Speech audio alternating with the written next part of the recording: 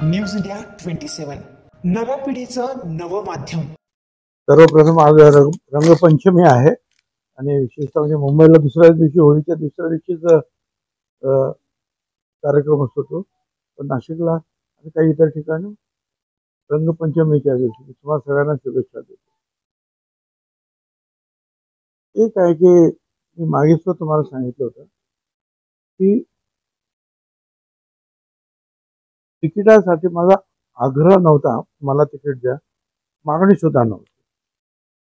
परंतु महायुतीची ही चर्चा दिल्लीमध्ये झाली, तिथल्या वरिष्ठ नेत्यांबरोबर सगळ्यांची, आणि महाराष्ट्रातील वेगवेगळ्या जागांच्या बाबतीमध्ये कोण उमेदवार, कुठली जागा कुणाला द्यायची, या संदर्भातली जेव्हा चर्चा झाली त्यावेळेला अचानक माझं नाव पुढे आलं आणि सांगितलं की भुजबळांनी नाशिकला उभं राहावं. याची काही कल्पना आम्हाला सुद्धा नव्हती. होळीच्या दिवशी आम्ही इकडे यायला निघालो होळीसाठी म्हणून मुंबईवरून नाशिकला. अर्ध्या वाटेतूनच आम्ही परत गेलो बोलवलं म्हणून, आणि त्यांनी सांगितलं की असं असं जे आहे ठरलेलं आहे, ते वरिष्ठ पातळीवर ठरलेलं आहे. तर म्हटलं मला एक दिवशी विचार करू द्या, तर सांगतो. आणि बराच विचार केल्यानंतर आम्ही दुसऱ्या दिवशी आमच्या एक अजितदादा, प्रफुल्ल पटेल या सगळ्यांना सांगितलं. त्या अगोदर मी फडणवीस यांच्याबरोबर सुद्धा चर्चा केली की बघ काय आहे, खरं आहे का, असं काय म्हणाले, हो खरं आहे. त्याची अशी चर्चा झाली आणि त्याप्रमाणे वर्षांकडून सुद्धा असा असा प्रस्ताव आला. त्यामुळे तुम्हाला उभं राहावं लागेल. ठीक आहे. आणि मग आम्ही जे आहे चाचपणी तोपर्यंत कोणाला सांगितलं नाही तुम्हाला. परंतु मग असं आहे की त्याला उभं राहायचं 2-4-5 महिन्यापासून प्रयत्न करेल ना. अचानक हे नाव पुढे आल्यानंतर मी ताबडतोब आलो आणि काही लोकांनी चर्चा सुरू झाली आणि त्यावेळेला जो आहे ही गोष्ट बाहेर गेली, मीडियामध्ये गेली, आणि त्यामुळे नाशिक पुन्हा एकदा चर्चेमध्ये आलं. आता त्यानंतर असं जे काही दिसतंय मीडियाच्या माध्यमातून, इथली जी स्थानिक आमचे जे जे आता खासदार आहेत शिंदे गटाचे, हेमंत गोडसे यांनी फार लावून धरलेले आग्रह आहे. त्यामुळे तिथे काही चर्चा सुरू आहे. माझ्यापुरतं मी हेच सांगेन की जो निर्णय ते देतील तो मला मान्य आहे आणि महायुतीसाठी आम्ही सगळे एकजुटीने काम करणार. ही जागा त्यांनी राष्ट्रवादी काँग्रेसला सोडली की अर्थातच राष्ट्रवादी काँग्रेसचं चिन्ह जे आहे घड्याळ, हीच निशाणी असते.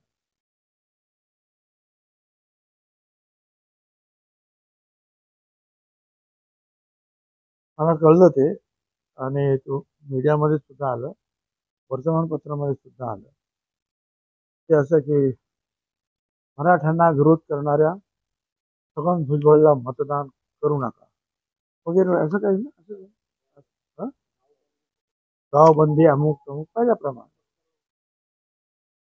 मला अगोदर सांगायचं की मी मराठा समाजाला विरोध कधीच केला नाही.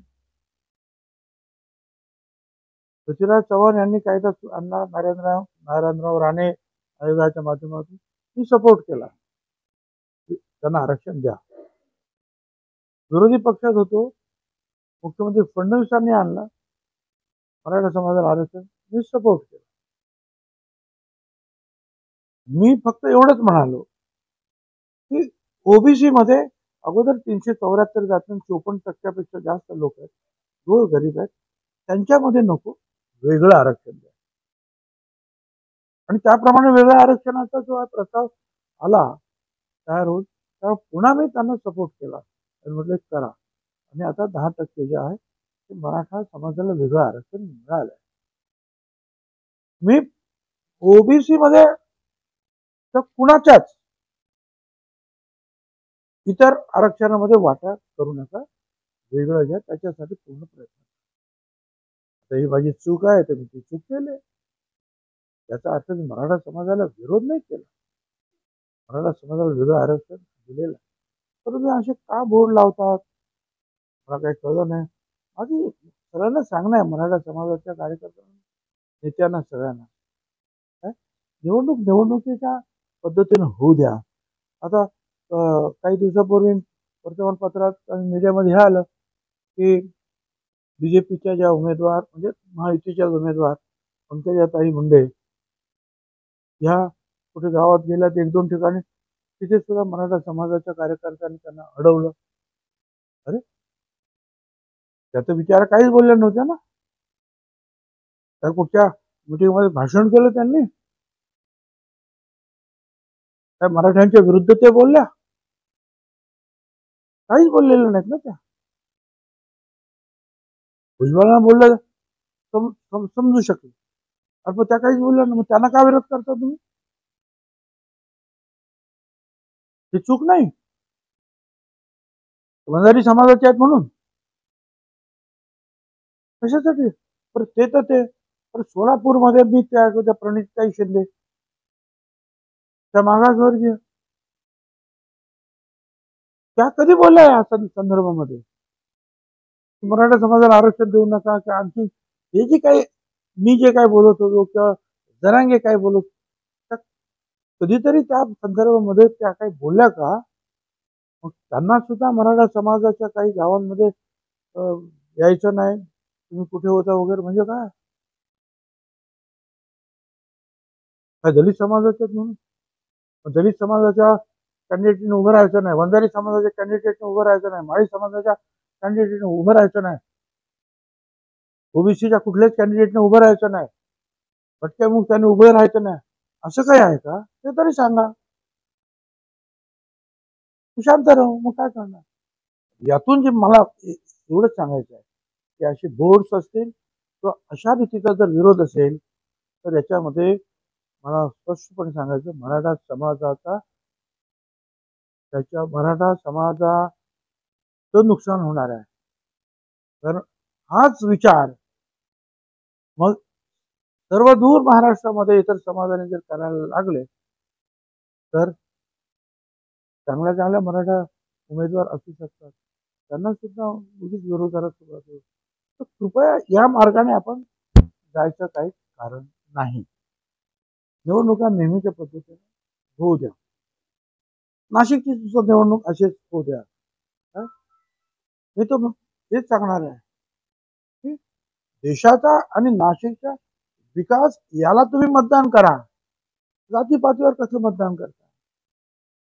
एखादा रस्ता जो आम्ही समजा केला मुंबई नाशिक आणि ते ब्रिज वगैरे काय असेल तो पूल वगैरे, तिथे काय काय ओबीसीचे लोक जातात का, माळे लोकांची माळे जातात?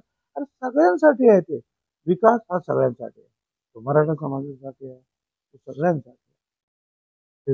सरकार जे निर्णय घेतं शेतकऱ्यांच्या बाबतीत असेल, महिलांच्या बाबतीत असेल, विद्यार्थ्यांच्या बाबतीत असेल, रस्त्यांच्या बाबतीमध्ये असेल, पाण्याच्या बाबतीमध्ये असेल, तर हे सगळे विकासाचे प्रश्न जे आहेत ते मराठा त्याच्यामध्ये येतो, दलित त्याच्यामध्ये येतो, ओबीसी त्याच्यामध्ये, सगळ्यांच्याच फायद्याचा असतो. त्याच्यामुळे जे आहे की विकास झाला त्याचा फायदा सगळ्यांचाच होतो. आपण एअरपोर्ट केला, सर्व जाती धर्माचे लोक जातात ना एअरपोर्टवर. आपण बोट क्लब केला की नाही, आपण सगळे लोक जातात ना, आपण गुजरात मधून लोक येतात, त्याचा उपयोग घेतात की नाही. आपण सप्तशृंगी गडावर पिण्याची ट्रॉली केली आपण, सगळ्या समाजाचे लोक जातात, सगळ्या किती आनंदाने जातात.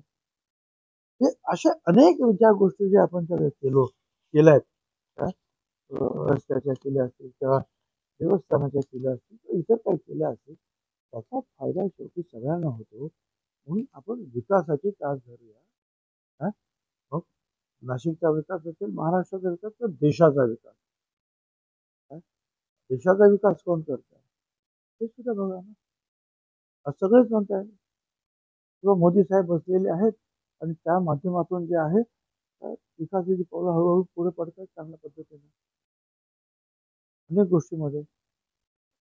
तो तो विचार तुम्हाला पटतो की नाही विकासाचा, याचा विचार करा. जातीपासून कसं तुम्ही मतदान करत असता. आणि मला असं वाटतं नाशिकची जनता ही सुज्ञ आहे. पण भाई तुम्ही काय म्हणतात हे मला माहित नाहीये. एक दुसरं स्वतः प्रधानमंत्री मोदी साहेब हेच ओबीसी आहे. तेच ओबीसीचे मोठे नेते आहेतच ना आपोआपच जण. तर काय प्रश्न येतो. आणि माझ्याबद्दल म्हटलं त्यांनी कुठेही मला जर काम महायुती काम करायला सांगितलं ते काम करायला माझी तयारी आहे. यापूर्वी सुद्धा रामलीला मैदान समता परिषदेने आम्ही भरवलेलं आहे फुल 7 लाखाची पटनाला गांधी मैदान बिहारमध्ये आम्ही अनेक तुमच्यापैकी लोक होते. हिंदुस्थानात मिटिंग घेतली. ओबीसी साठी मी इथेच लढतो असं नाहीये. देशभर मी काम करत असतो. अर्थात कधी जास्त काम होतं कधी कमी काम होतं. पण महायुतीच्या नेत्यांनी किंवा तुम्ही म्हणता त्याप्रमाणे खरोखर दिल्लीच्या शीर्ष नेत्यांनी काय एखादी जबाबदारी दिली तर करू का नाही करायचं. जर निवडणूक हीच फक्त जबाबदारी आहे का. काम कसं करायचं. धन्यवाद. महायुतीमध्ये काही जागांवरती तुम्ही सातारी मुख्यमंत्र्यांची एक लिस्ट आलेली आहे. फक्त राष्ट्रवादीची लिस्ट आलेली जागा अरे आता महाविकासमध्ये पण तेच चाललेलं आहे. आणि महायुतीमध्ये सुद्धा काही प्रमाणात थोड्या चर्चा होते आहे. पवार काल परवा तर तुम्ही अशी न्यूज द्यायला सुरुवात झाली. पवार साहेब सातारला उभं राहा कोणीतरी मला सांगितलं खरं आहे का. अर्थात त्यांनी जर ठरवलं आणि ते काय ठरवतील हे ना सुप्रियाताईला समजणार आहे ना घरामध्ये वहिनींना समजणार आहे. आणि त्यांनी एकदा ठरवलं ना ते सुप्रियाताईचं ऐकणार ना त्या वहिनीचं ऐकणार. ते नेतृत्व वेगळं आहे. ते तू खरं नाही ऐकलं म्हटलं असं तर ते काही कॉलर अशी गेली वगैरे वगैरे गंमत.